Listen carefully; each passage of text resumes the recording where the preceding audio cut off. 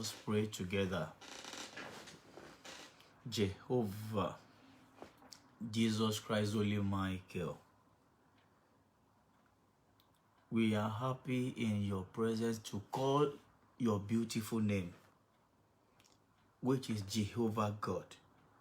We bow down for your kingdom, because this soul that you gave to us, you gave us for a purpose to give you glory, honor you, worship you in one accord, in one love, because your angel in heaven, they are rejoicing and worshiping you in one love.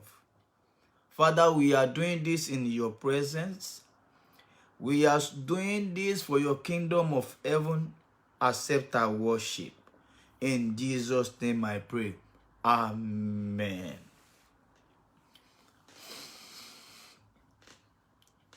Let us give thanks to Almighty God and be calling him beautiful names. Ẹ jẹ́ kí a máa kí hallelujah sí ìjọba Ọlọ́run, Ọlọ́run àjíǹde tó wà láàyè. That God will never die. That God will never sick. That God he holds the key of the heaven and the heart. All the sand that no one can count it, only that God knows how many sand he created. Only that God, where the breeze is coming from and where it's going back to, only him knows it. Only God knows the beginning of the sea and the end of the sea. No one have never on this earth have never seen the sea that dry off. That sea is full of power of the Almighty God. God is that God is awesome God.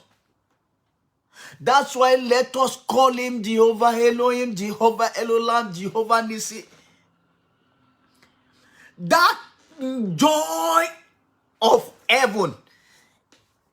We are his children, that God wants us to be rejoicing every blessed day, that we should forget about that sorrow, about that affliction, about that sickness, that our God is bigger than that sorrow, is bigger than that bitterness crying on this earth, is bigger than that. Thank you, Jesus. About what God showed me to tell you today. It's awesome. Thank you, Jesus. That about what he showed me, I can call him wonderful God, ancient of days, King of kings, everlasting rock of ages, glorious God, invisible God, miracle worker, Father of all fathers. Baba, thank you, Jesus. No one created that our God. He is uncreated God.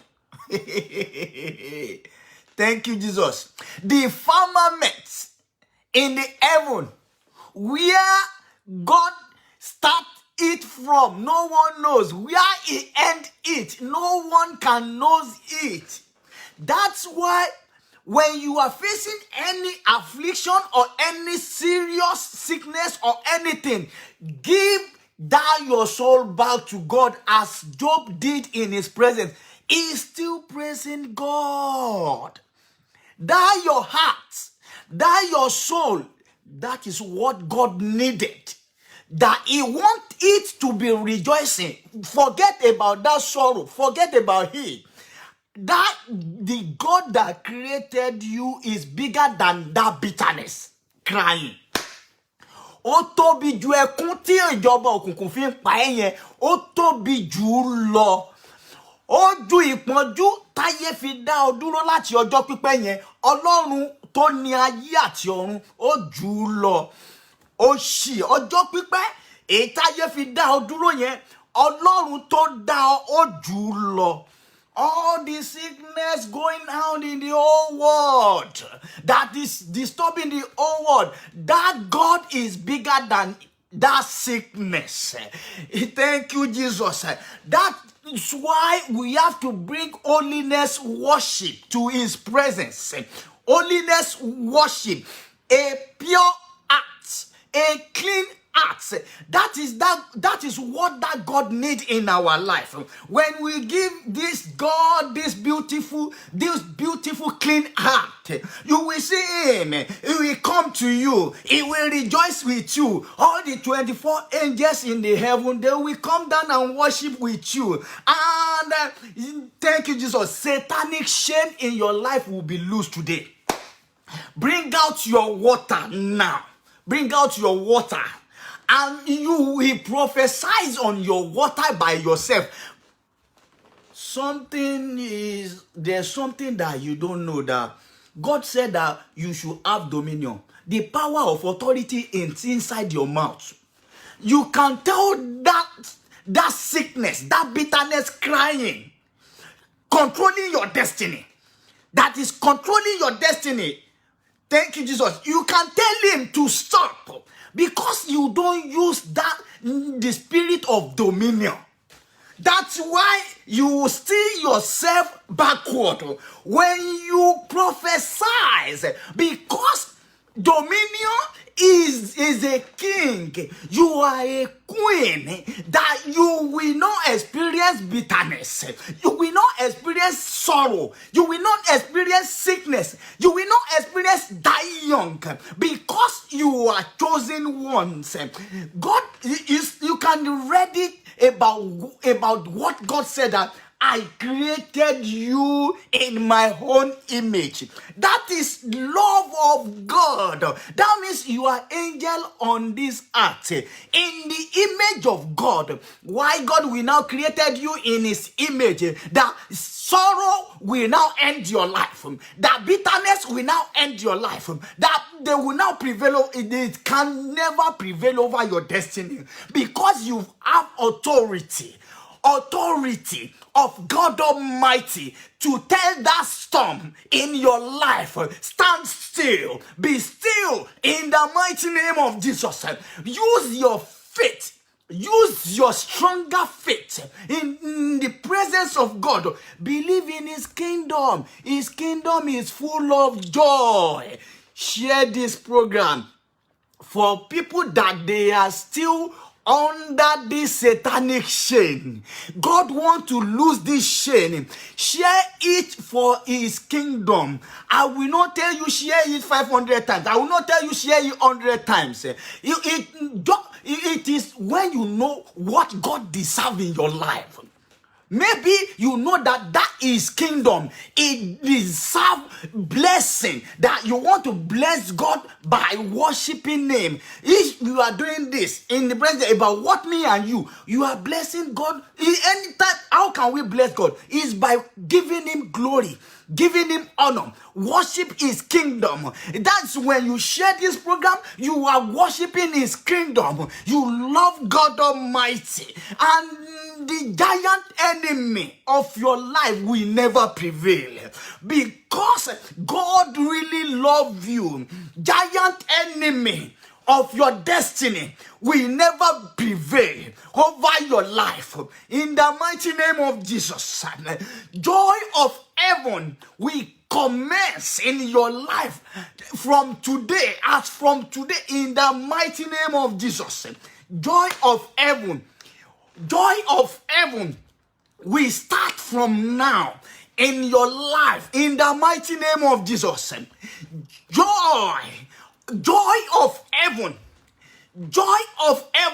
that all the angels, we've never had that from heaven, that angels that they lack food, that they are hungry, and they sick, or they are living in poverty. Thank you, Jesus. They are worshiping God in one accord. That means they are living in happiness. You will walk like angels of heaven. You will live like angels of heaven. In the mighty name of Jesus.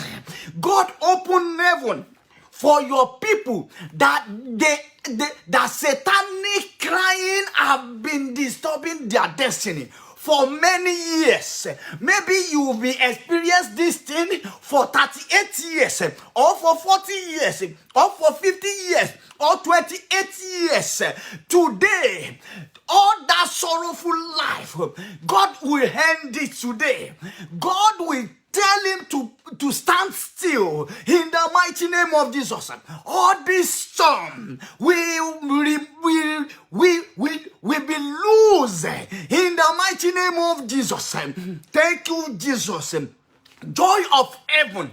Joy of heaven will start from your family. Joy of heaven. Joy of heaven. God will open it.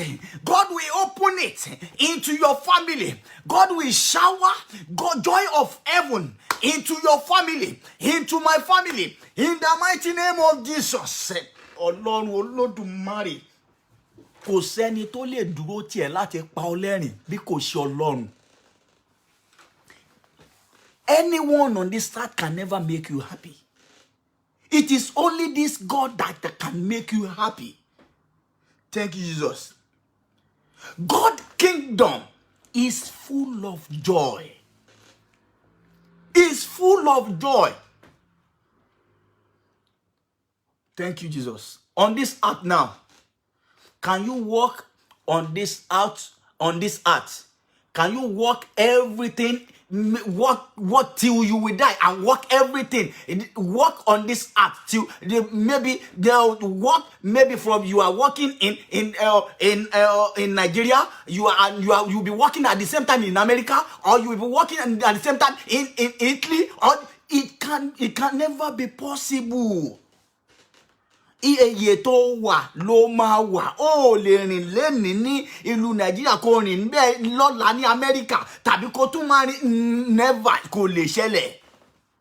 Ọlọ́run nìkan ni àìkú, òun nìkan lágbára ẹ̀ kárí ayé. Ẹ ní àtàrà náà, ní ọba ògo yẹn, wàá rí àdè máa tọ́ṣì ẹ. He is the King of glory. Thank you, Jesus. Psalm 19. Verse 1 to 13. It says, the heavens declare the glory of the Lord, of God. The skies proclaim the work of his hands. The sky proclaim, the firmament proclaim. You can see the same firmament that you are seeing in Africa, that's the same one you will see in another country, in everywhere in the whole world. Thank you, Jesus. And no one on this earth can control this glorious God. No one can control him. When you give your life to him by worshiping him, bow down for him, give your life back to him, you will see he will control that soul, because it is the owner of that soul. Thank you, Jesus. Verse 3 says, day after day, pour forth speech, night after night, they display knowledge. They display knowledge. There is no speech or language where their voice is not heard. There is no speech or language where there is no heart. Is the one that scattered the old languages. Every language that we are is the one that scattered it, because we don't hearken diligently unto his voice to follow his commandment and do his will. We don't follow him. He scattered everything, and he had every languages. That's why you have to give that God awesome, glorious, glorious God. Glorious God, I worship you today. Wo ni Ọlọ́run yẹn, Olúwa, mo gbà ọ́ gbọ́ wípé ayé mi ò tún wà bákan náà mọ́. Mo gbà ọ́ gbọ́ wípé ayé mi jáde kúrò nínú ẹkún ìjọba òkùnkùn. Mo gbàgbọ́ wípé ayé mi jáde kúrò nínú ìdè ìpọ́njú ìjọba òkùnkùn. Mo gbàgbọ́ wípé ayé mi bọ́ lọ́wọ́ gbogbo aninilára ìjọba òkùnkùn. Mo gbàgbọ́ wípé mo jáde nínú ogun olùfisùn ayé yìí èyí tá ń pè ní ìjọba Sátánì. Mo gbàgbọ́ wípé ìwọ Ọlọ́run yọ mí kúrò nínú ìdààmú òkùnkùn, àwọn ìkòkò, àwọn pẹyẹpẹyẹ, nítorí ìwọ ni Ọlọ́run, kò sẹ́ni tó lè bá ọ pín ògo rẹ. Thank you, Jesus. Verse 7 of it says that the law of the Lord is perfect. Can you hear that? The law of the Lord is perfect, reviving the soul. That is the joy of your life. That is the joy of my life. It's not about going there and there and there and there everywhere in the whole world, seeking for human being, not for God. Look for God, not for prophet, not for pastor, not for anyone on this. Only one God. Look for only one God. God will now send your angel to you. Your angel might be beside you and you don't know. God can use small boy for you. He might not be your pastor. It's not must that he must be your pastor or your prophet before you can reach your promised land. Ó lè jẹ́ oore lásán ló máa ṣe fọ́mọ kékeré kan tẹ́lẹ̀ dá ẹ̀dẹ̀ máa yí ayé ẹ̀ padà. Tí gbogbo ohun tó ń ṣe láyé máa yí padà, tó máa di ayọ̀ ńlá, ìwòsàn dẹ̀ máa dé. Oh mo, that's why the law of the Lord is perfect. Is that law that you have to hearken diligently unto his voice, do his will. Don't neglect it. When Israelites, they are saying, when they betray God, God betrays, God leave them for Satan to discipline them. Ye pé ìjọba ọ̀run jáde wáyé pé ṣe rí nǹkan tẹ́ ṣe yìí torí ẹ gbàgbọ́ mọ́, sórí ẹni tí ò bá ti gbàgbọ́ nínú ìjọba ayọ̀ yìí, ìjọba ọ̀run yẹn ni ìjọba ayọ̀ o. Téèyàn bá ti gbàgbọ́ nínú ìjọba ayọ̀ yẹn mọ́, wọ́n ní Ọlọ́run wa ní èpè tọ́lọ́run ṣe fáwọn ọmọ Ísírẹ́lì tó sọ fún wọn pé nítorí ẹ gbàgbọ́ mọ́, ẹ̀dẹ̀ tún kùn. Ọlọ́run tó dá ẹ sí, ṣó mọ iye ọdún tó ti lò láyé, tọ́lọ́run sì dá ẹ sí tó wà láyé. Má lè lu ìyànà bẹ́ẹ̀ ni. Àwọn ọmọ Ísírẹ́lì Ọlọ́run bá ṣépè fún ẹ wò nítorí tẹ́ ṣe léyìí, tẹ́ gbọ́ràn sí mi lẹ́nu, tẹ́ wá ní ṣé àwọn ọmọ yín wọ́n fẹ́ lọ pa àwọn ọmọ yín ni. Ẹ wà ní délé ìlérí yẹn o. Àwọn ọmọ yín yẹn tẹ́ ní pé Mósè fẹ́ pa yẹn, àwọn náà máa délé ìlérí. Thank you, Ọlọ́run Olódùmarè tó dáa. The law of the Lord is perfect. That law is in the hand of Moses at that time. Thank you, Olódùmarè. But wọ́n dá òfin yẹn mọ̀ pé ibẹ̀ ni ayọ̀ ayérayé. Ṣé o mọ̀ pé òfin yẹn ni Dáfídì wá gbà tí Dáfídì dẹ̀ bẹ̀rẹ̀ sí ní yin Ọlọ́run. Nígbà tí Dáfídì Sọ́ọ̀lù ò mọ bó ṣe yin Ọlọ́run, ayé Sọ́ọ̀lù bàjẹ́ ni. Sọ́ọ̀lù ayé ẹ̀ bàjẹ́ ni nítorí ó gbàgbé ìjọba ayọ̀ Olódùmarè tó ń téèyàn fògo fọ́lọ́run. Láyé ẹ̀ bàjẹ́. Sọ́ọ̀lù Dáfídì ló wá mọ títóbi Olódùmarè yẹn. Ó bẹ̀rẹ̀ sí ní yìn. Ọjọ́ tí gbogbo ìgbà tó wà nínú igbó tó ń ṣẹrú, èyí tó wọn la rántí ẹ̀ sí rere tó ròyìn la dá ọgbọ́n ìjọba ọ̀run fún. Ìwọ wo ló fẹ́ yin Ọlọ́run lónìí? Má wo ìṣòro tó wà yẹn, ọ̀run ti yọ jáde. Má wo ẹkún tíjọba òkùnkùn tó fi ń dẹ̀ láàmú yẹn, Olúwa ti mú jáde lára ẹ̀. Má wo àwọn àìsàn táyé gbé kalẹ̀ yẹn. Gbogbo spare part àìsàn tó wà, gbogbo ẹ̀gọ́ ara tó wà lára ènìyàn ló wà lọ́dọ̀ Ọlọ́run.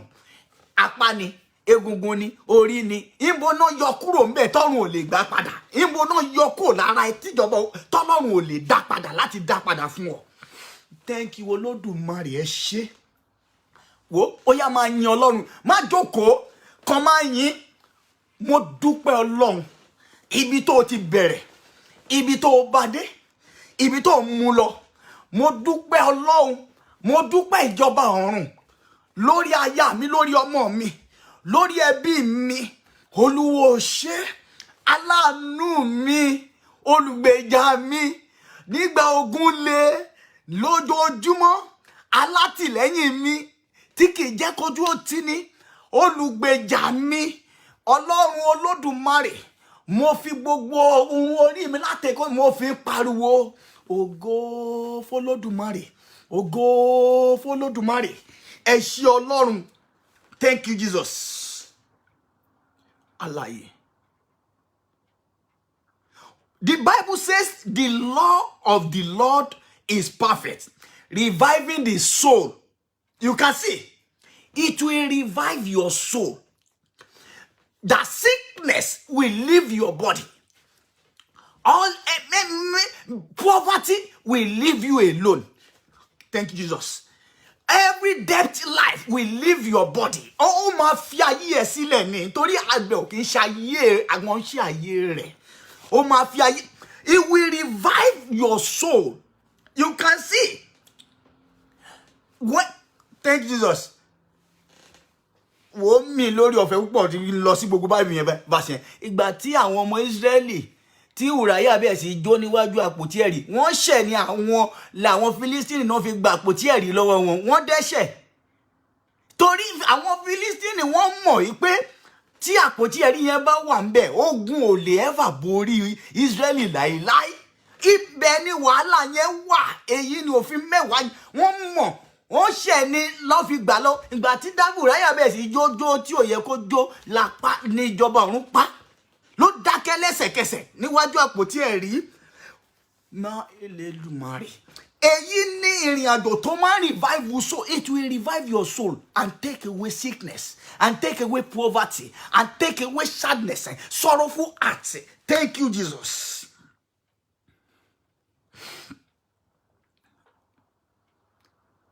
The statutes of the Lord are trustworthy. Can you imagine? The statutes are trustworthy, making wise the simple. Ó máa ń sọ òpè di ọlọ́gbọ́n. Dáfídì inú igbó ló wà o. Ṣó pè kọ́ ni? Kí ni Dáfídì jẹ́? Darandaran láti wá lọ jọba Ísírẹ́lì. Darandaran ẹni tó ń dẹran. Darandaran ó lọ jọba nílẹ̀ Ísírẹ́lì. Ó máa ń sọ òpè di ọlọ́gbọ́n. Gbogbo ohun tó ń wò yìí pé wáì tí ayé mi ń lọ báyìí, wáì tí ìrìn àjò mi ò yí padà, tó ń wà bákan náà. Òfin yẹn ni kò mẹ́wàá yẹn ni kò dìmú. Tó bá ti dìmú, ayọ̀ ìjọba ọ̀run dúró, ó ti wọnú ẹ̀. A wá sọ òpè ẹ di ọlọ́gbọ́n. Ọlọ́run Olódùmarè. Àwọn wo náà ti gba òfin mẹ́wàá yìí tán ti rẹ́dì láti tẹ̀lé. Ó yá máa sọ̀rọ̀ àṣẹ yẹn wípé Ọlọ́run múnú mi dùn. Pa mí lẹ́rìn ayọ̀. Wò kókù ìṣẹ́jú kan kọ́bìn tó parí, jẹ́ kí n rí tèmi ṣe. Pa mí lẹ́rìn ayọ̀ Ọlọ́run. Pa mí lẹ́rìn ayọ̀, ẹ̀mí mímọ́ ṣe. Mo gbàgbọ́ pé ó ti ṣe. Thank you, Jesus. Hallelujah. Verse 8 of it says, the precepts of the Lord are right, giving joy to the heart. Giving joy to the heart. Ó nìkan ló máa mú ayọ̀ wá sínú ọkàn rẹ̀. Òfin mẹ́wàá yẹn ni òun ló lè mú ayọ̀ wá. Kò sí nǹkan mìíràn nínú ayé yìí tó lè mú ayọ̀ wá. Thank you, Jesus. Thank you, Jesus. The commands of the Lord are radiant, giving light to the eyes. Giving light to the eyes. Afojú ẹ máa fi ríre ayọ̀ lójoojúmọ́. Èèyàn ní fojú máa kó ìbànújẹ́ kéèyàn máa sùn nínú ẹkún kó tún jí sínú ẹkún padà. Thank you, Jesus.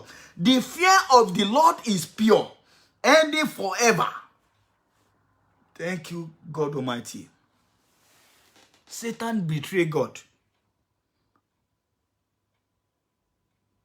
And he is the first person that would start crying láti jọba ọ̀run. about everything that we read about Bibles, about all about scholars. No àgbọ̀ níbì kan rí tán ní ìjọba ọ̀run sunkún rí. Satan ó bì tí Ọlọ́run òun ló kọ́kọ́ bẹ́ òun lẹ́ni àkọ́kọ́ ọba ẹkún gbogbo àgbáyé. Ṣó wá mọ̀ nǹkan tó Satan ṣe nígbà tó ṣe Ọlọ́run tọ́run lé jáde lọ́run. Thank you, Jesus. Revelation 12 verse 7 to 12. Wọ́n ní ogun sì ń bẹ lé ọ̀run. Michael àti àwọn áńgẹ́lì rẹ̀ bá dragoni náà jagun. Dragoni náà sì jagun àti àwọn áńgẹ́lì rẹ̀. Wọn kò sì lè ṣẹ́gun. Bẹ́ẹ̀ ni a kò sì rí ipò wọn mọ́ ní ọ̀run. Sátánì náà sọ yẹn o. A kò sí ipò Sátánì mọ́ ní ọ̀run. Ẹnìkan tó kọ́kọ́ bẹ̀rẹ̀ ẹkún gbogbo àgbáyé. Nígbà tó yá, ó wá béèrè lọ́dọ̀ Ọlọ́run. Ó ní, Olúwa, fún mi lórí ọ̀fẹ́ kan o. Mo ti ṣẹ̀ o. Ó dẹ̀ ti lé òun sínú ayé kó máa máa sunkún. Ṣùgbọ́n má jẹ́ ojú òun nìkan lòun máa máa sunkún yìí o. Fún mi lórí ọ̀fẹ́ ayé gbogbo tó bá wù mí kí n bẹ̀ sí dá lára kó jẹ́ gbogbo ẹni tó wà láyé kan máa sunkún.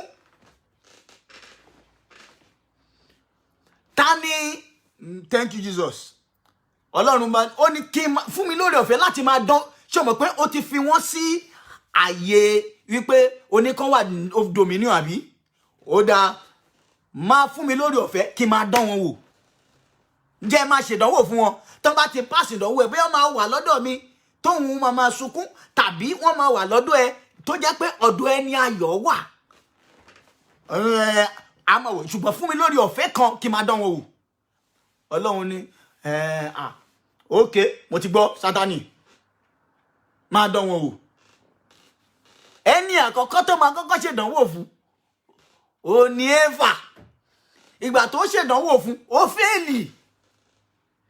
Ó tún padà lọ bọ́ Ọlọ́run. Ó ní Ọlọ́run ṣé mo sọ fún ẹ wípé ó máa fail àbí mi ò sọ fún ẹ.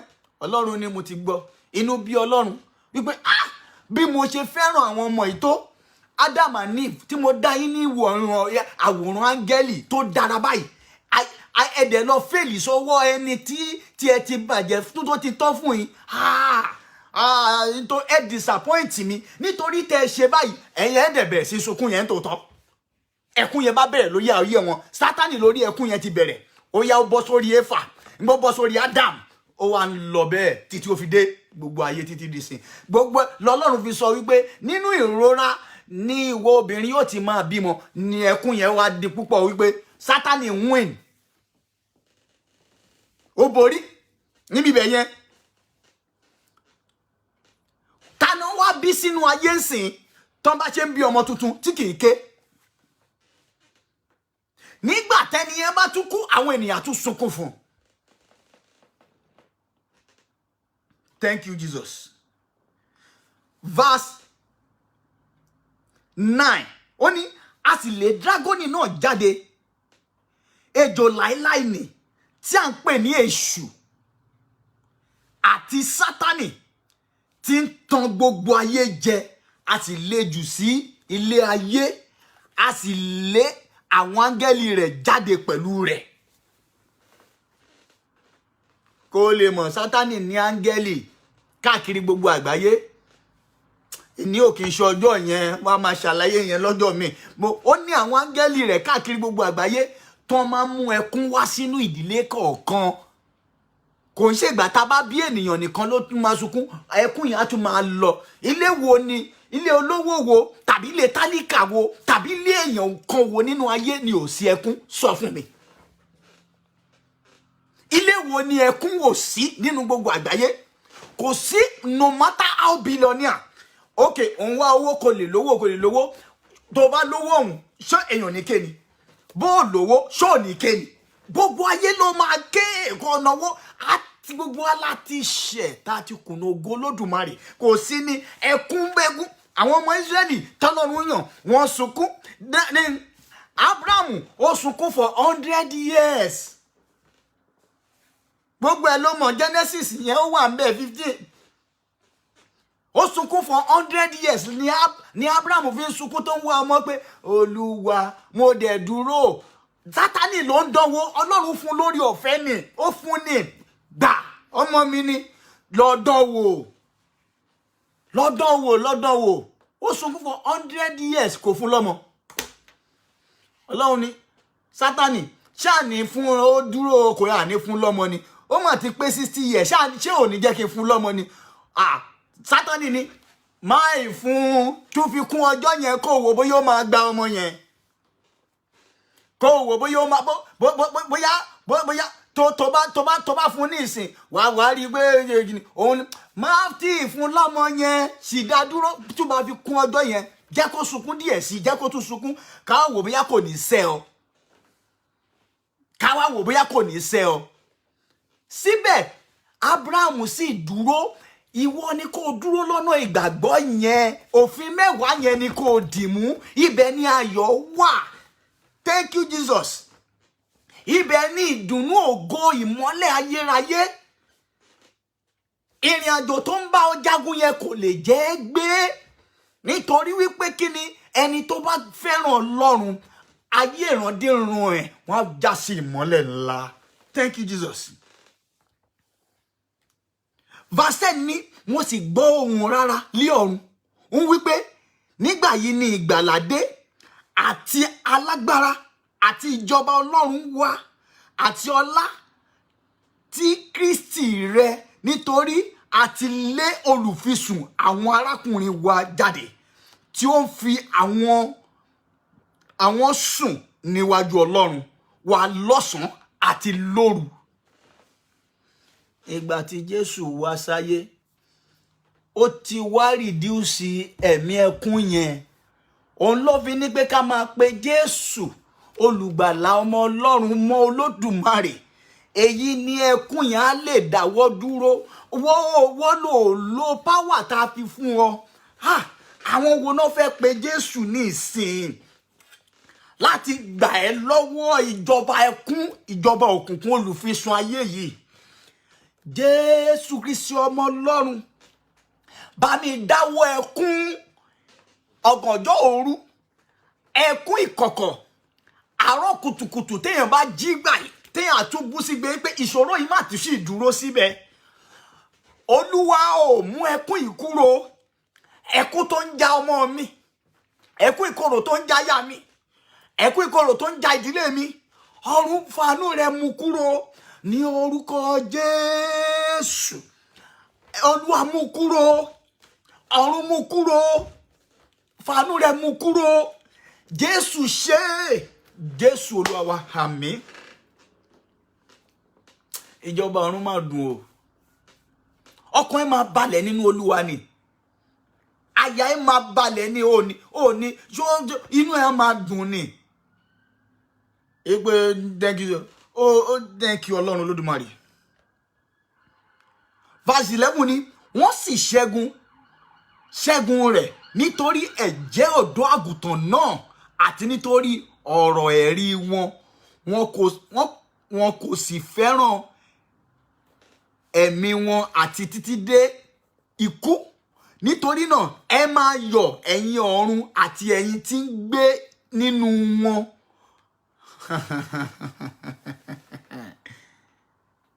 Ẹ máa yọ̀ kínú yín máa dùn nínú Olúwa, nítorí inú ayé tẹ́ ń gbé inú ayé ẹkún ni.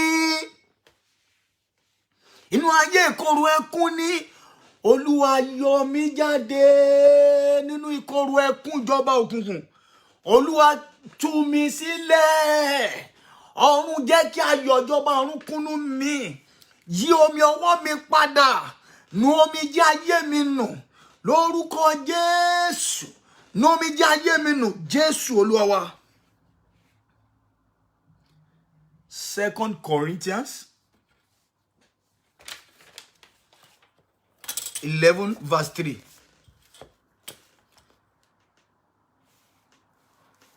Thank you Ọlọ́run Olódùmarè.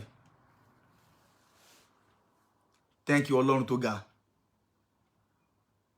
But I am afraid that just as Eve was deceived by the serpent cunning, your mind may somehow be led astray from your sincere and pure devotion to Christ. Ṣé mo pé mo ti sọ fún ẹ? Sátánì ó ṣẹ́gun Éfà ńbẹ̀ yẹn. Ibi tẹ́kùn ti bẹ̀rẹ̀ nìyẹn. Ni ó fi lèèyàn fi Ọlọ́run fi ṣí ti ayé gbogbo ènìyàn sínú ayé ilé ayé ẹkún. Ó ti ibi tí ayọ̀ wà yẹn, ó ti tì mí pa.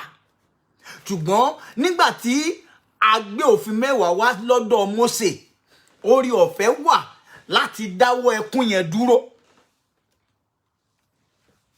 Kẹ́kún yẹn kó dákẹ́jẹ́, orí ọ̀fẹ́ wà nínú Jésù láti dáwọ́ ẹkún yẹn dúró. Ọlọ́run tó dáa. Olúwa, bóyá tún yin Ọlọ́run. Tó bá jẹ́ kó yíra níwájú Ọlọ́run, máa yíra.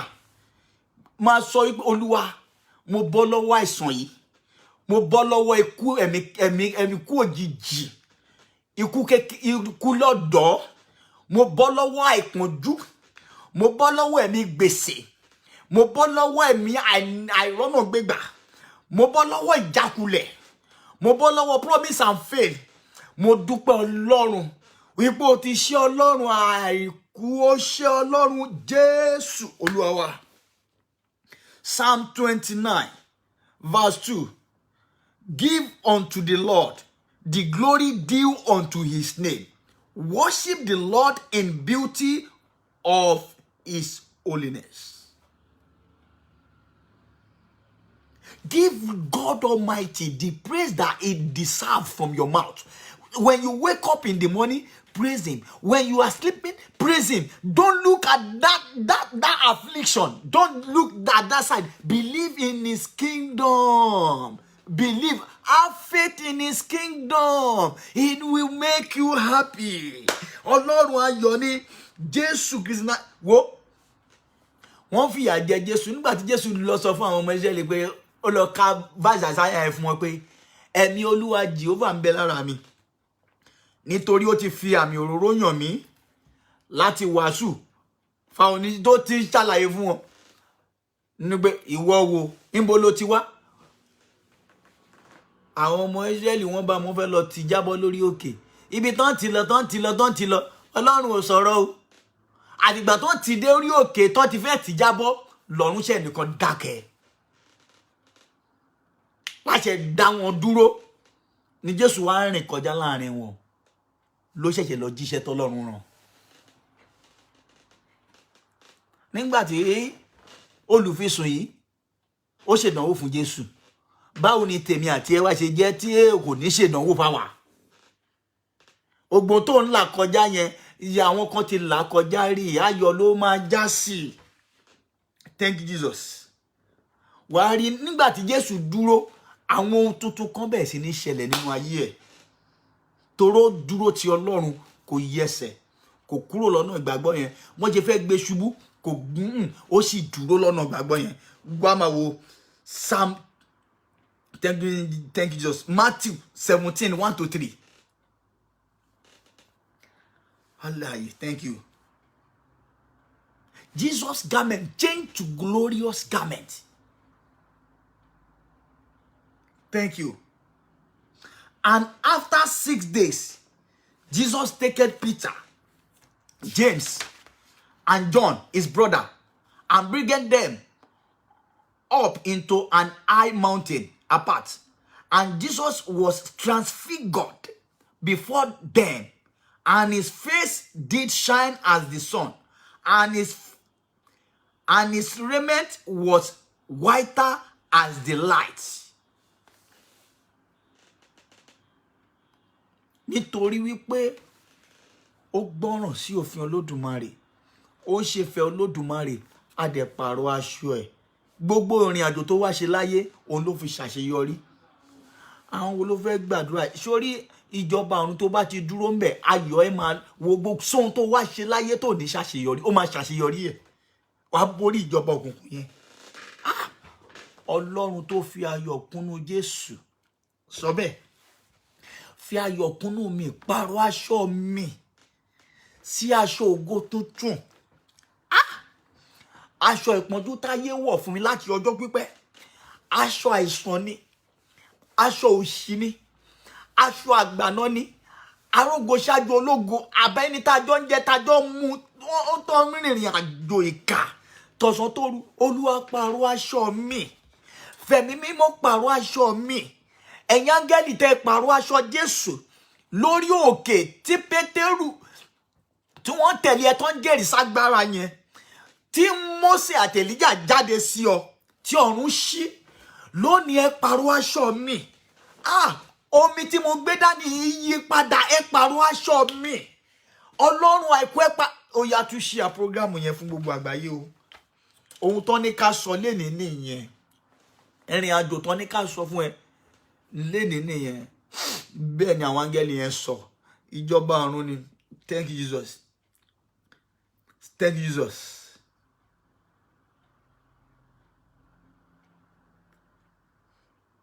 Jesus' life was covered with the favor of the kingdom of heaven.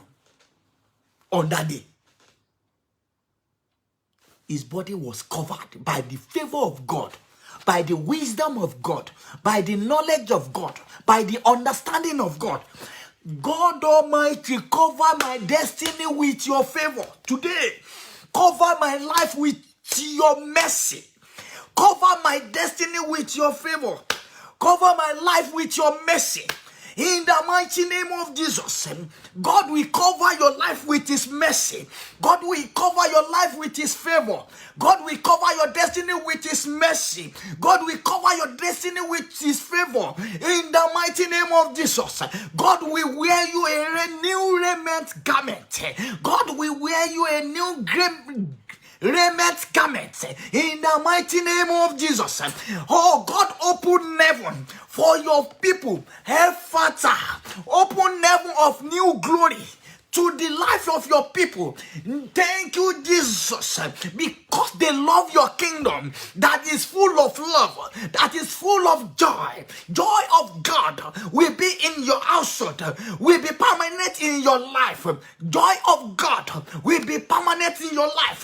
In the mighty name of Jesus, joy of God will be permanent in your life. I decree and declare, God will cover your destiny with, thank you, Jesus. Thank you. With divine favor. With divine favor. Thank you, Jesus. Olúwa wa wọ Jésù láṣọ ẹ̀yẹ tuntun ìjọba ọ̀run. A wọ láṣọ ẹ̀yẹ tuntun, a change aṣọ yẹn. Ayọ̀ aṣọ ìbànújẹ́ tí ọ̀tá fẹ́ máa wọ̀ sí lọ́rùn. Ọlọ́run náà òun kọ́ ló ní. A change yẹn. A wá wọ aṣọ tuntun ìjọba. Ó mọ̀ pé wọ́n máa ń wọ aṣọ ìbànújẹ́ fún yàn pẹ̀lú ẹnu. Wọ́n á dẹ̀ máa fi ẹnu báyìí, wọ́n á máa fi sọ̀rọ̀ gbogbo ibi tí ó bá yẹ káyé èèyàn ti ránu gbà. Ẹ má mà dá lóhùn, olórí burúkú mà ní, kíní kan báyìí mà ní, kò máa ń ṣèyàn gidi. Wọ́n á dẹ̀ bẹ̀rẹ̀ ohun tí ò mọwọ́ tí ò mẹsẹ̀, wọ́n á máa dìle lórí. Òun á máa sọ òtítọ́, wọ́n á dẹ̀ máa ba yí ẹ̀jẹ̀, wọ́n á dẹ̀ máa fẹnu, wọ́n á dẹ̀ fẹnu ba gbogbo nǹkan tó máa ń ṣe jẹ́, tó máa ń ṣe business. Wọ́n lè lọ àjọbọ̀ òkùnkùn, wọ́n lè lọ, ó lè jẹ́ òróró ló ń tà, wọ́n á dẹ̀ lọ gbé òróró yẹn, wọ́n ti mọ orúkọ tó òróró ẹ̀ tó ń jẹ́, wọ́n á dẹ̀ mọ orúkọ yẹn, wọ́n á dẹ̀ lọ ṣe irú òróró míì. Àwọn ni ẹ wo orú òróró tẹ́ni ń ta o, òróró yìí ò dá o, bó ṣe ríre o, bó ṣe ríre. Wọ́n á dẹ̀ gbé sórí social media bẹ́ẹ̀ bí tí gbogbo ayé máa ti rí kí ọjà ẹ̀ lè bàjẹ́. Ó mọ̀ pọ́jà Jésù, àwọn Sadusí àti Farisi wọ́n ti rí wípé ó ń polówó ìjọba Ọlọ́run. Wọ́n fẹ́ bà ọjà yẹn jẹ́, wọ́n fẹ́ bàjẹ́ mọ́ lọ́wọ́. Kingdom of heaven tó ń advertise yẹn wọ́n fẹ́ bàjẹ́. Lọ́lọ́run wá pààrọ̀ aṣọ ẹ̀ nítorí ó dúró ní ìjọba ayọ̀. Thank you, Jesus. Jesus will cover your body with the favor of the Holy Ghost in the mighty name of Jesus. Jesus will cover your body with the favor of the Holy Ghost in the mighty name of Jesus. Jesus will cover your body with the favor of the Holy Ghost in the mighty name of Jesus. Jesus cover my body with the favor of the Holy Ghost in the mighty name of Jesus. Jesus cover our body with your favor. In the mighty name of Jesus. Ọlọ́run ìlà. Thank you, Jesus. Fire of the Holy Ghost. We cover the life of Jesus with a perfect new Holy Ghost fire that is unstoppable. Thank you. When you worship God with pure heart and you serve Him with gladness, definitely you believe in God's kingdom. Definitely you love His kingdom. And He will now reward you about what you deserve from Him. He will now reward you with multiple blessings. 2 Chronicles 7, 1-3. Now when Solomon had made an end of praying, the fire came down from heaven and consumed the burnt offering and the sacrifices, and the glory of the Lord filled the house. And the priest could not enter into the house of the Lord because the glory of the Lord have filled the Lord's house. The glory of the Lord have filled the Lord's house. Thank you, Jesus. Thank you, Olódùmarè, Ọlọ́run tó dá yìí. I'm talking to you about the Holy Ghost fire from heaven above. That God cover the life. He favored Jesus Christ with Holy Ghost fire. This is the Holy Ghost fire that God favored Solomon as well. When he built a house of the kingdom of heaven, build a temple of God in your heart as well. Share this program to the whole world again. Share it. Iye nǹkan tó bá ti mọ̀ pé Ọlọ́run deserve. Bó jẹ́ 100 ni. Share bó jẹ́ 10 group ni. Share sí 10 group yẹn. Thank you, Jesus. Wá rí Ọlọ́run wá dá iná tí gbogbo ayé ò lè gbójú wò. Wọ́n ní máa gbọ́. Thank you, Jesus. Verse 2. Only and the priest could not enter into the house of the Lord because the glory of the Lord filled the house. They won't lè wọlé. Wọ́n lè. Sorry, nígbà tá dá iná yẹn sínú Jésù. Thank you, Jesus. Pétérù gan láti máa jẹ́rìí sí pé this is glory of God. Èyí ni wípé èyí ni ayọ̀ ìjọba Ọlọ́run. Jẹ́ ká pàgọ́ kan fún ọ, kan fún Mósè, kan fún Èlíjà. Òun náà lọ́lọ́run tún dá padà sínú Ọlọ́run ṣe nínú ayé Sólómọ́nì yìí. Èyí ni tí ilé Ọlọ́run kún fún inú ẹ̀mí mímọ́, èéfín inú ẹ̀mí mímọ́, èyí tí ayé ò lè dá dúró, ògo tí ayé ò lè dá dúró.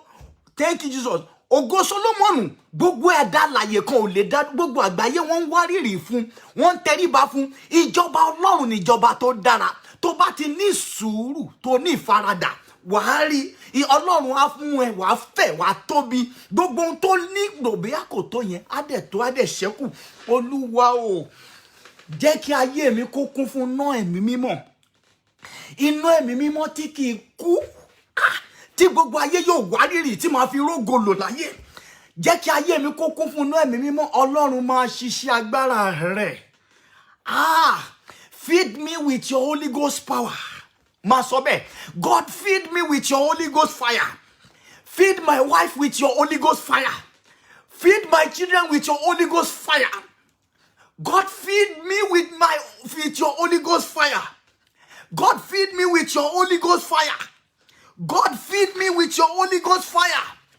I can't do anything there's nothing I can do by myself. It is only you that can make me happy. God, fill my life with your Holy Ghost fire. Feed me with your Holy Ghost fire.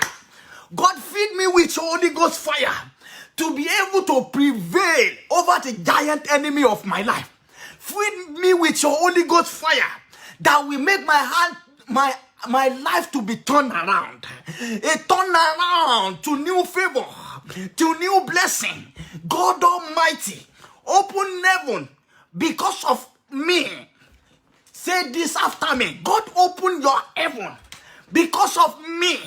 Reignite your mercy. Today, reignite your mercy.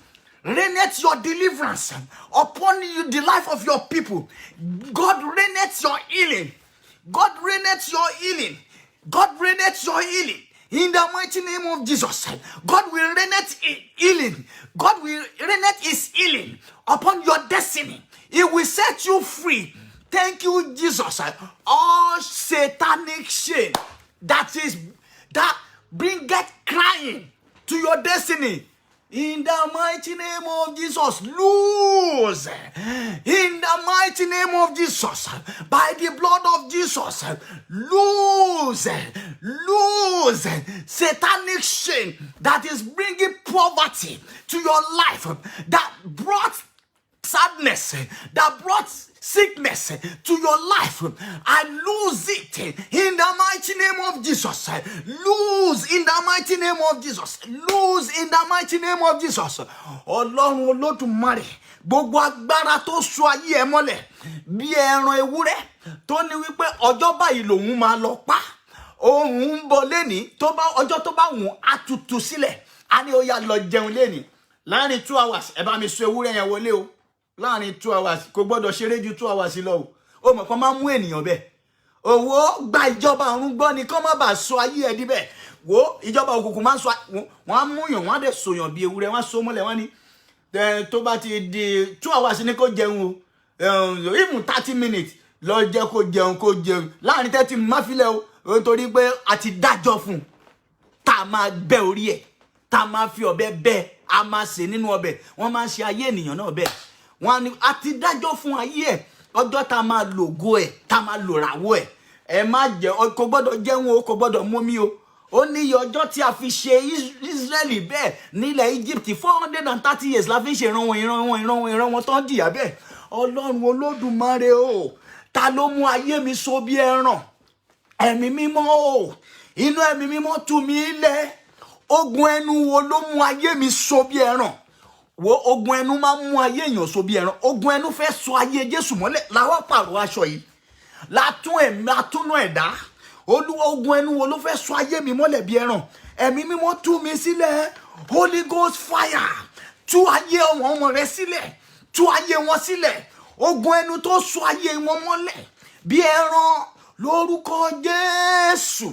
Gbogbo ogun tí ò fẹ́ jẹ́ kó láṣeyọrí ní gbogbo ohun tó bá ti ń ṣe láyé, gbogbo ogun adánidúró, gbogbo ogun asọ́nidèrò ẹ̀yìn, gbogbo ogun asọ́nidẹ́ni ẹni tó máa, gbogbo ohun tó bá ti ń ṣe láyé kó ṣáà máa ká ìtìjú, gbogbo ẹni tó wọ̀ ẹ́ láṣọ ẹ̀sín, aṣọ àbùkù, Ọlọ́run tú ọ sílẹ̀ lónìí. Holy Ghost fire, ìjọba ọ̀run tú ọ sílẹ̀ lórúkọ Jésù. Omi ọwọ́ ẹ̀ yẹn kó yí padà, kó gba ìwòsàn. Ayé rẹ kó yí padà, kó gba ìwòsàn. Ọ̀run dá sí ọ̀rọ̀ ayé lórúkọ Jésù. Ẹ̀mí mímọ́ o, máa túnú ayé àwọn ọmọ rẹ dá, máa wò wọ́n sàn, tú wọn sílẹ̀ lórúkọ Jésù. Ẹ̀mí mímọ́ o, túnú ayé yín dá. Thank you Ọlọ́run Olódùmarè. Bàbá, ayé rẹ ò ní wà bákan náà mọ́. Ayé ò ní wà bákan náà mọ́. O tún ṣẹrú mọ́. Oyi ìkorò tọ́ta sọ̀kalẹ̀ yẹn kó forí ara ẹ̀ gbé lórúkọ Jésù. Ẹkún tó gbèrú tó gbé sórí yẹn kó forí ara ẹ̀ gbé padà. Àìsàn tó gbé kalẹ̀ yẹn kó forí ara ẹ̀ gbé padà. Olórúkọ Jésù. Thank you Olódùmarè. Ọlọ́run Olódùmarè. Thank you, Oshe. Jésù lọ́wọ́.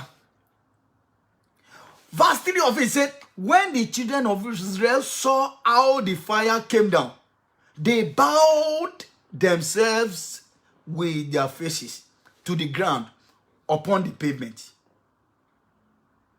That is the end of today's program. They bow down for God Almighty. What you need to do, bow your head down for Almighty God. Worship Him. Thank Him. Give Him glory.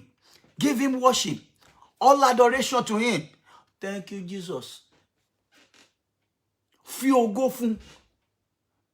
Yìn lógo fún ohun tuntun tá gbé sí ọ lára lónìí. Fún ẹ̀bùn tuntun, ìjọba ọ̀run tó ń tọ́jú ẹ lọ́wọ́lọ́wọ́ kí tó wo ara rẹ lónìí. Ó yá yìn Olódùmarè yẹn. yìn wàá rí ó ti yí ayé ẹ padà. Ayé ẹ tún wà bákan náà mọ́. Ó ti yí ayé ẹ padà. Ayé ẹ ti gba ọ̀tun. Ó yá máa yìn, give him glory. Give him glory. Worship him, worship him. Worship him, call him beautiful names. God of I am. Glorious God. Glorious God. We worship you for your miracles that you've done in our life today. That you've touched our soul to grant us long life and prosperity. To change our destiny to the kingdom of your heaven. To make us happy. Father, we thank you. We glorify your name. Father, we thank you. We glorify your name. We are saying thank you. Thank you, Lord. Thank you, Lord. Ìjọba ìnípẹ̀kun. Ẹ ṣé Ọlọ́run. Ògo ni f'Olúwa lókè ọ̀run. Hallelujah. Fún àwọn omi tó yí padà yìí, tó ń ṣiṣẹ́ agbára ìyanu nínú rẹ̀. Ògo ni f'Olúwa lókè ọ̀run. Ògo ni f'Olúwa lókè ọ̀run. Bẹ́ẹ̀ni, ẹ ṣé Ọlọ́run. Jésù Olúwa wa. Àmín, àmín, àmín lórúkọ Jésù. Ẹ jẹ́ á máa kí hallelujah fún Ọlọ́run tó dára. Ẹ jẹ́ á máa kí hallelujah fún Ọlọ́run tó ní ayé àti ọ̀run. Lẹ́yìn rẹ̀ kò sẹ́lòmíràn. Ó ti tọ́jú ẹ̀. Ó ti ṣe ìyanu. Ó ti ṣe ìyanu. Máa yìn lógo. Yìn lógo. Bẹ́ẹ̀ni, Ọlọ́run àkìkì tán ni yìn lógo. Ó ti dábẹ́ra yẹn. Fògo fún Ọlọ́run. Ọ̀rọ̀ ẹ ti dayọ̀. Thank you, Jesus. In Jesus' name I pray. Amen. See you next week. Bye. Hallelujah, Benny.